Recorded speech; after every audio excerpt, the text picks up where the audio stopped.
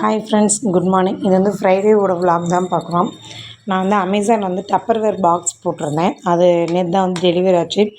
அதோடய வீடியோஸ் தான் இப்போ வந்து அன்பாக்ஸ் பண்ணிகிட்ருந்தேன். இது வந்து 4 பாக்ஸ் வந்து 1435 நினைக்கிறேன். குவாலிட்டி வந்து சூப்பராக தான் இருந்துச்சு. பட் நான் சைஸ் வந்து பெரிய பாக்ஸ் வந்து பெருசாக இருக்கும் அப்படின்னு சொல்லி நான் எக்ஸ்பெக்ட் பண்ணேன். பட் அது கொஞ்சம் குட்டியாக அந்த மாதிரி எனக்கு ஒரு ஃபீல் இருந்துச்சு.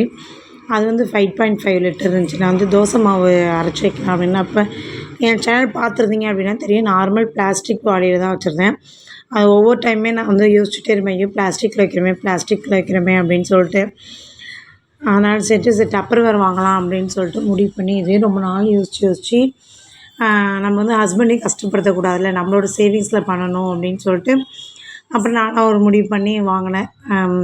கீழே இருக்கிறது வந்து 5.5 லிட்டர்ஸ், அப்புறம் வந்து 3.5 லிட்டர்ஸ், அப்புறம் வந்து 1.5. இந்த பாக்ஸ் வந்து 1 லிட்டர், 1.1 லிட்டர். நீங்கள் வந்து இந்த மாதிரி சேவ் பண்ணி என்ன திங்ஸ் வாங்குவீங்க அப்படின்னு சொல்லுங்கள். இது வந்து 2.5 லிட்டர்ஸ், இது வந்து 3.5 லிட்டர்ஸ் வந்து பெருசு வந்து 5.5 லிட்டர்ஸ் வந்துட்டு. அப்புறம் பட் குவாலிட்டிலாம் சூப்பராக தான் இருந்துச்சு. பட் நான் எக்ஸ்பெக்ட் பண்ணிட்டேன்னா என்னன்னு தெரியல. அப்புறம் ஈவினிங் வந்து பாப்பா வந்து துணி மடிச்சுக்கிட்டு இருந்தாங்க. அவங்க வந்து எப்படி மடிக்கிறாங்களோ என்னென்ன அதெல்லாம் பிரச்சனை, அவங்களுக்கு அந்த ஹேபிட் வந்து நம்ம பழக்கி விடணும். அதனால் வந்து பாப்பாவோட துணி தம்பியோட துணி மட்டும் மேக்ஸிமம் வந்து மடிப்பாங்க. அது வந்து பர்ஃபெக்டாக மடிக்கணும் அப்படிலாம் நான் எதிர்பார்க்க மாட்டேன். அவங்களோட துணி அவங்க மடிக்கட்டும், மூடு தான் மடிப்பாங்க, சில டைம் மடிக்க மாட்டாங்க. நேற்று வந்து மடிக்கிற மூடு இருந்துச்சு, அதனால் வந்து மடிச்சிட்டு இருந்தாங்க.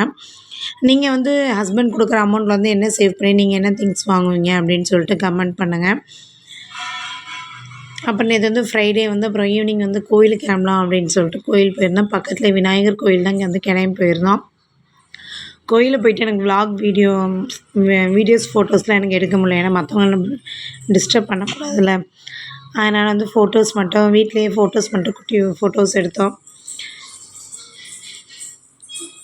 வந்து ஜாலியாக வந்து கண்ணாடி வாங்கும், ஜாலியாக கண்ணாடி போட்டு கிளம்பியிருந்தாங்க.